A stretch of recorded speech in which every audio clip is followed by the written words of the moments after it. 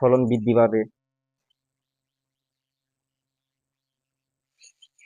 এখানে আমরা ইউরিয়া সার কিছু দেওয়া লাগে না, কারণ আমরা ফাঁস মারি দিয়ারই ই করছি নিচে। তাই এটা এখন পোকে কাটে দেখা আর মাটি কম যাবো গা দেখে আর কি মাটির জোরটা বাড়ে রাখলাম। এটা এই ফলনের আপনার লাউ খেতে এটা স্বাদই লাগবে অন্যরকম। আর যদি এই সারটা দিতাম গাছটা তাড়াতাড়ি বড় হয়ে যাবে একদম দ্রুত। গাছটা মনে করেন যে ফলনটা দলে ফলনটা খাইতে অন্যরকম লাগবে।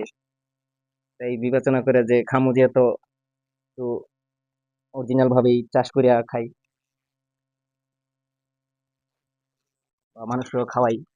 হাইব্রিড খাইতে খাইতে মানুষ যায় দুর্বল হইয়া। তাই যেটার মধ্যে পুষ্টি আছে ওরকম খাদ্যই মানুষের মাঝে ছড়াইতে হবে।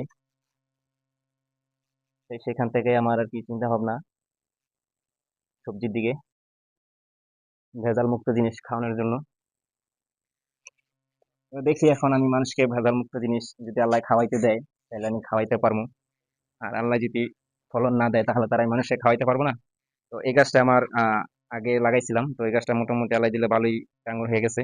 তাই এটা ফাঁস মারিয়ে আপনার সবকিছু কমপ্লিট দেওয়া আছে।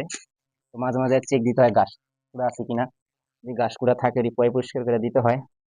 গাছের ঘরে রোদের দরকার আছে, রোদ হচ্ছে একটা ভিটামিন।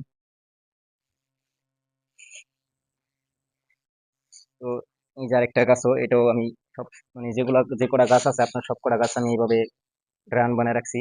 ড্রাম এটা বলে, কে কি বলে জানি না। তো আমগো এখানে বলে এটাকে ড্রাম।